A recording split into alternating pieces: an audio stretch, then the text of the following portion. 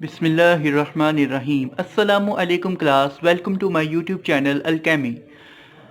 जैसा कि आपको पता है हम हर रोज़ एक नई वीडियो के साथ आते हैं केमिस्ट्री से रिलेटेड। फ़िलहाल हमारे टॉपिक्स चल रहे हैं जिसमें हम केमिकल इंडस्ट्रीज़ को डिस्कस कर रहे हैं। हमने जिस सीक्वेंस के साथ डिफरेंट इंडस्ट्रीज़ को डिस्कस किया पिछली वीडियोस के अंदर, जिसमें हमने मेटलर्जिकल इंडस्ट्रीज़ देखी, फिर हमने यूरिया मैन्युफैक्चरिंग देखी, हमने सॉल्वेज प्रोसेस को डिस्कस किया डिटेल में। आज हम हाजिर हुए हैं एक नई इंडस्ट्री के साथ which is the petroleum industry. So today we will discuss about the petroleum industry in detail. We will discuss about what is petroleum, what is crude oil, what is petroleum industry, and how can we purify the petroleum, how can we get petroleum from the earth crust, and different fractions of petroleum in the petroleum industry. तो इस topic में आज जो हमने detail में बातें discuss करनी है वो कौन कौन सी हैं, कि इसमें हम देखेंगे पेट्रोलियम क्या होता है, क्रूड ऑयल क्या होता है, पेट्रोलियम इंडस्ट्री के अंदर पेट्रोलियम हम किस तरह से ऑब्टेन करते हैं नेचुरली, सिमिलरली पेट्रोलियम से हमें क्या क्या फ़ायदे होते हैं, इनसे कौन कौन सी चीज़ें हमें मिलती हैं और कैसे मिलती हैं। इन तमाम बातों को इस टॉपिक में आज हम डिस्कस करेंगे। उससे पहले मैं आपको बता दूं कि मेरे चैनल को ज़रूर सब्सक्राइब कीजिएगा और ये वीडियो गौर से देखिएगा टिल एंड तक, और इस वीडियो को आप लाइक भी कीजिएगा और दूसरों तक शेयर भी कीजिएगा। तो जी स्टार्ट करते हैं आज का हमारा टॉपिक पेट्रोलियम इंडस्ट्री। सबसे पहले हम बात करते हैं व्हाट इज पेट्रोलियम। पेट्रोलियम होता क्या है? Petroleum is also known as rock oil. Petroleum का दूसरा नाम क्या है? इसको हम रॉक ऑयल भी कहते हैं। ठीक है, इसे रॉक ऑयल क्यों कहते हैं? क्योंकि ये ऑयली मटेरियल होता है जो अर्थ क्रस्ट से निकलता है, रॉक्स में से निकलता है, इसलिए इसको रॉक ऑयल का नाम दिया जाता है। पेट्रोलियम को जब हम डिफाइन करेंगे तो ये बेसिकली क्या है? It is the basically dark brownish material that is obtained from the earth crust, and it is formed under the earth crust in centuries at high temperature and high pressure by the death and decay of the animals। ठीक है, कि petroleum basically एक ऐसा dark brownish material है जो जिसका origin क्या होता है? Death and decay of the animals.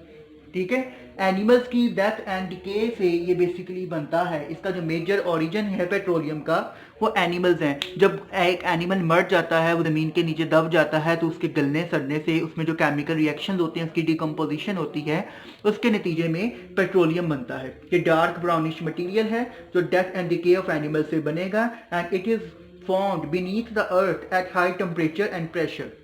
High temperature और हाई प्रेशर जब ज़मीन के ऊपर अप्लाई किया जाता है नेचुरली, और तो इस केस में ये पेट्रोलियम बनता है। और ये फ़ौरन नहीं बन जाता, इस प्रोसेस को होने में सेंचुरीज लगती हैं। ठीक है, तो ये प्रोसेस इन सेंचुरीज में सदियां लगती हैं, इसको तकरीबन 500 मिलियन ईयर्स लगते हैं, फिर कहीं जाके एक पेट्रोलियम प्रोडक्ट जो है वो प्रोड्यूस होती है ज़मीन के नीचे। ठीक हो गया। जब हम ज़मीन से ताज़ा ताज़ा पेट्रोलियम निकालते हैं तो उस पेट्रोलियम का जो टेक्सचर होता है, उसकी जो फॉर्म होती है, वो बहुत ही ज़रा थिक होती है, वो बहुत ज़रा विस्कस होता है, और वो विस्कस और thick blackish material dark brownish होता है, तो वो देखने में ब्लैकिश लगता है हमें, और वो बड़ा विस्कस मटेरियल होता है। उस विस्कस मटेरियल को हम क्रूड ऑयल का नाम देते हैं। ठीक है, क्रूड ऑयल को हम आम जुबान में उर्दू में खास तौर पर खाम तेल कहते हैं। ठीक है, तो ये खाम तेल या क्रूड ऑयल बेसिकली क्या है कि जब डेड एनिमल्स की डिके होगी, इसकी डिके के नतीजे में हमें डार्क लिक्विड मिलेगा। ये जो डार्क फॉर्म में हमें एक विस्कस लिक्विड मिलता है, ये जो लिक्विड होगा, ये लिक्विड बेसिकली क्रूड ऑयल कहलाता है। That is trapped between impervious rocks. ये कहाँ मौजूद होता है? इम्परवियस रॉक्स में होता है। ये स्पेशल टाइप ऑफ रॉक्स है जिनकी लेयर्स के अंदर ये पेट्रोलियम जो है मौजूद होता है, क्योंकि ये जो फॉसिल्स होते हैं एनिमल्स वगैरह के, ये इन्हीं लेयर्स में मौजूद होते हैं। ठीक हो गया। अब पेट्रोलियम, ये जो क्रूड ऑयल है, इसे हम ज़मीन से निकालते कैसे हैं? तो it can be removed by drilling the holes in the earth.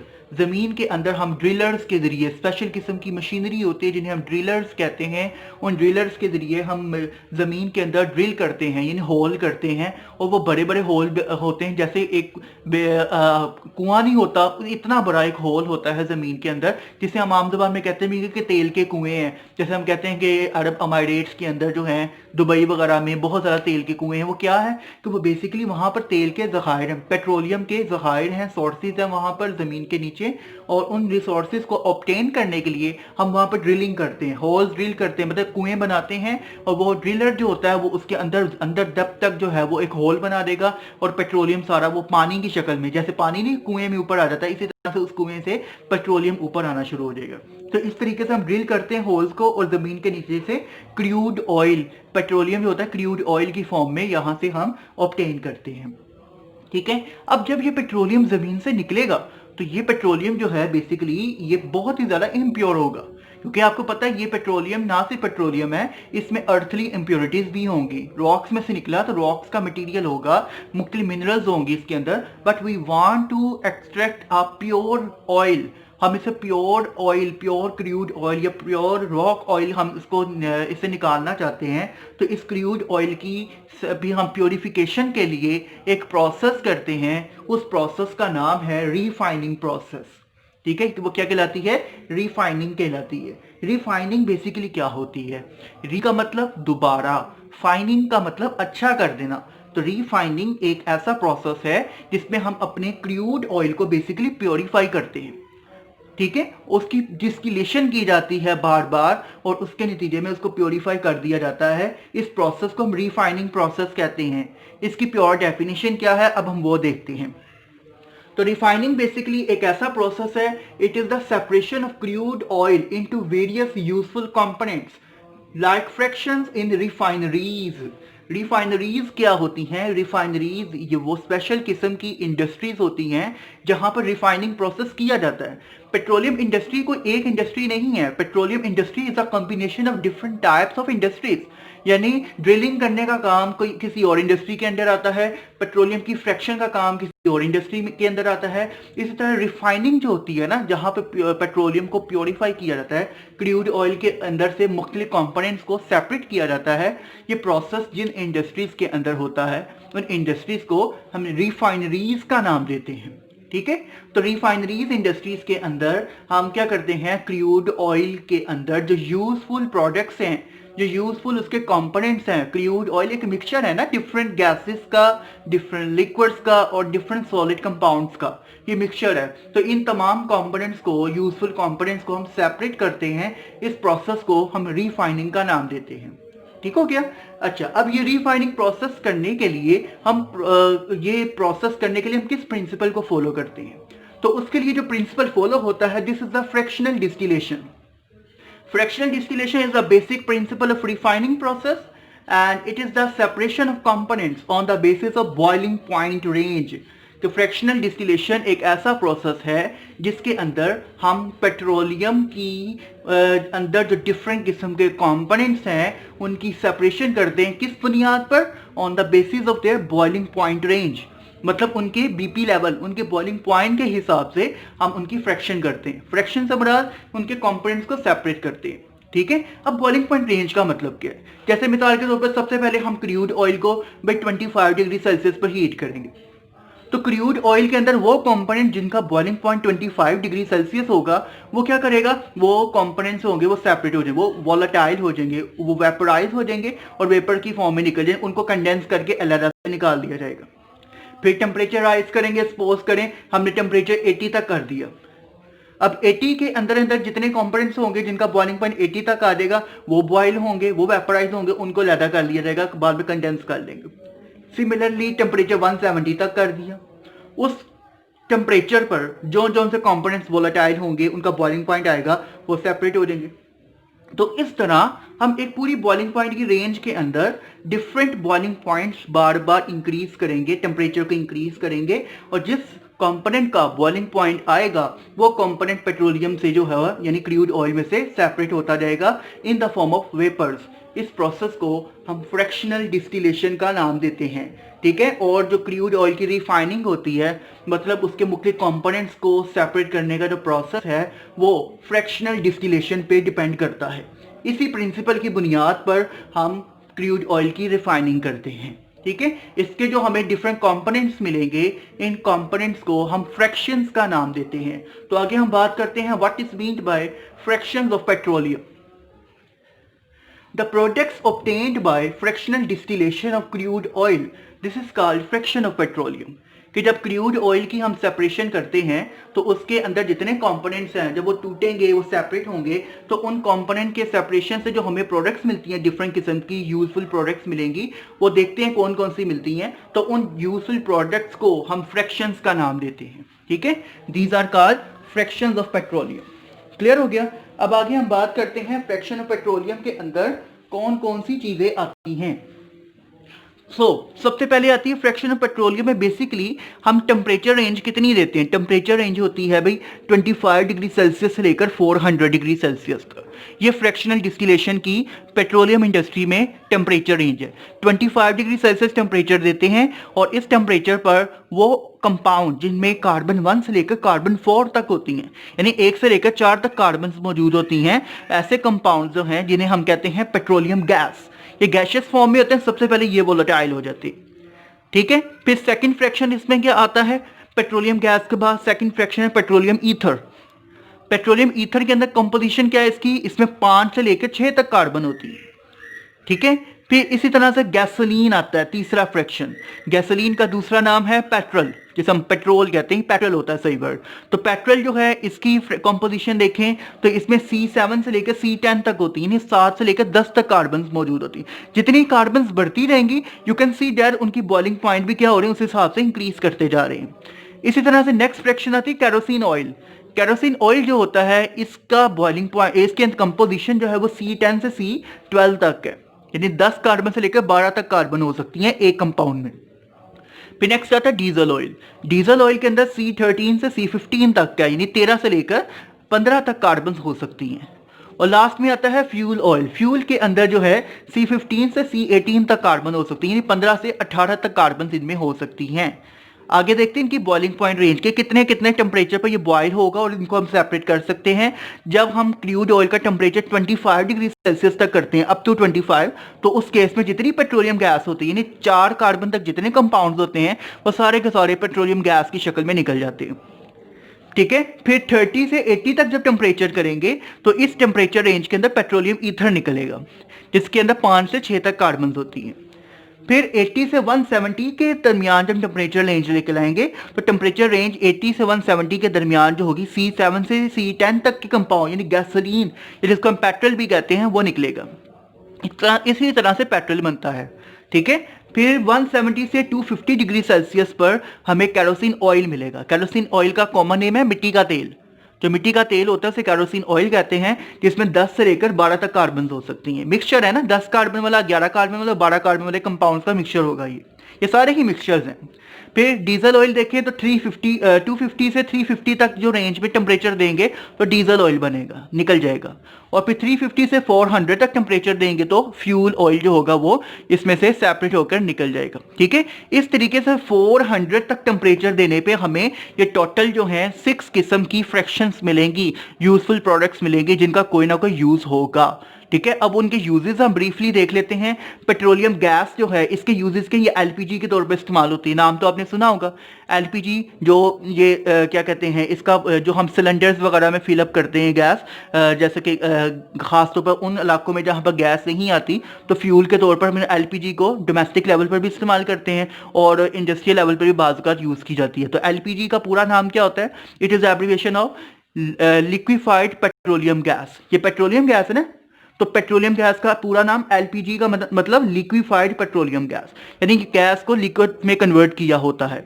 ठीक है, अब देखिए सिलेंडर को ऑन करते हैं तो गैस निकलती है, लेकिन जब सिलेंडर को आप मूव करें तो अंदर आपको ऐसे लगता है जैसे पानी फिल किया हुआ लिक्विड होता है, तो वो गैस को ही लिक्विफाई किया होता है। बहरहाल उसके अलावा पेट्रोलियम गैस कार्बन ब्लैक बनाने में इस्तेमाल होती है। कार्बन ब्लैक को हम काजल भी कहते हैं, जो आंखों में लगाती हैं लड़कियां, तो कार्बन ब्लैक बनाने में इस्तेमाल होता है। और कार्बन ब्लैक जो है ना सिर्फ आंखों में लगाने के लिए बल्कि ये टायर इंडस्ट्रीज के अंदर भी यूज़ होता है, टायर्स में फिलर के तौर पर। और इसी वजह से जितने भी टायर्स हैं दुनिया में आपने देखा होगा टायर ब्लैक कलर के होते हैं, क्योंकि इनमें कार्बन ब्लैक डाला जाता है। इसी तरह से ये हाइड्रोजन गैस जो हैबर्स प्रोसेस हमने लास्ट टाइम पढ़ा था पिछली वीडियो में, आप देख सकते हैं मेरी पिछली वीडियो, उसमें हमने हैबर्स प्रोसेस को डिस्कस किया था डिटेल में। तो हैबर्स प्रोसेस में जो अमोनिया बनाने के लिए हम यूज़ करते हैं उसके अंदर हाइड्रोजन रिक्वायर्ड थी, वो हाइड्रोजन गैस बनाने के लिए हम पेट्रोलियम गैस यूज़ करते हैं। ठीक है। इसी तरह से अब आगे हम बात करते हैं पेट्रोलियम ईथर के यूजेस। ये लेबोरेटरीज में सोलवेंट के तौर पर इस्तेमाल होता है और ये ड्राई क्लीनिंग पर्पसेस के लिए भी इस्तेमाल होता है, ड्राई क्लीनिंग में भी यूज किया जाता है। फिर आगे आता है भी गैसोलीन या पेट्रोल। ये तो आपको पता है कि जो लाइटर व्हीकल्स होती हैं, जैसे बाइक हो गई, मोटर बाइक हो गई या बसेस वगैरह होगी, जो छोटे व्हीकल्स कार्स हो गई, इनके अंदर जो है हम फ्यूल के तौर पर इस्तेमाल करते हैं पेट्रोल को या गैसोलीन को। उसके अलावा ये ड्राई क्लीनिंग में भी यूज होता है। फिर कैरोसिन ऑयल है, जिसे मिट्टी का तेल कहते हैं। कैरोसिन ऑयल डोमेस्टिक फ्यूल भी है, यानी घरों में ये फ्यूल के तौर पर इस्तेमाल होता है, और ये जेट फ्यूल भी है। जेट फ्यूल का मतलब मिसाइल्स वगैरह के अंदर भी ये फ्यूल के तौर पर यूज होते हैं।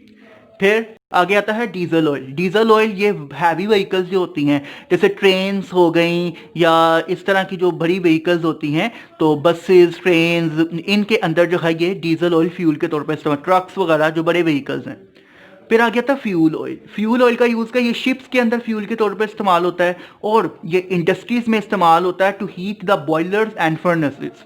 बॉयलर्स जो टरबाइंस वगैरह को चलाते हैं पानी को बॉयल करके, आपको पता है हमारी पाकिस्तान में भी बेसिकली होती है, पानी से बिजली बनती है। वैसे तो हमारे यहाँ पर कोयले से बनती है ज़्यादातर, लेकिन पानी से भी बनती है। तो दूसरे कंट्रीज़ में भी पानी से बिजली बनाई, जैसे इंडिया में पानी से बहुत ज़्यादा बिजली तैयार की जाती है।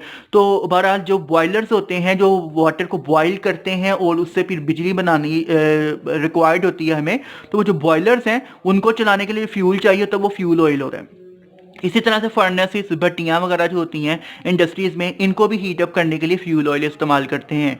तो ये भी डिफरेंट किस्म के फ्रैक्शंस थे, 6 टाइप्स के, जो हर एक बार टेम्परेचर को इंक्रीज करते जाएंगे तो हमें ये मुख्तलिफ किस्म के फ्रैक्शंस जो हैं वो ऑब्टेन होते जाएंगे। ठीक हो गया। लास्ट में हम बात करते हैं कि जब ये 6 के 6 फ्रैक्शंस निकल जाते हैं, पेट्रोलियम गैस से लेकर फ्यूल ऑयल तक सब कुछ निकल गया, तो एट द एंड हमारे पास नीचे बिल्कुल जो वेस्ट मटेरियल रह जाता है क्रूड ऑयल का, at the 400 degree Celsius temperature, जो कि लास्ट टेम्परेचर था 400 पे जो हमारे पास बिल्कुल वेस्ट मटेरियल रह जाएगा, उस वेस्ट मटेरियल को हम रेजिडुअल ऑयल का नाम देते थे। रेजिडुअल का मतलब बिल्कुल रिमेनिंग पार्ट रह गया।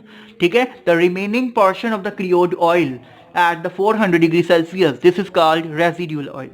लेकिन अगर हम रेजिडुअल ऑयल को भी 400 तक तो नहीं हो सका, ये टूट ना सका, लेकिन 400 से ज़्यादा अगर टेम्परेचर दे दें हम रेजिडुअल ऑयल को, यानी above 400 degree Celsius, residual oil भी टूटेगा और इससे भी डिफरेंट किस्म के फ्रैक्शंस निकलेंगे।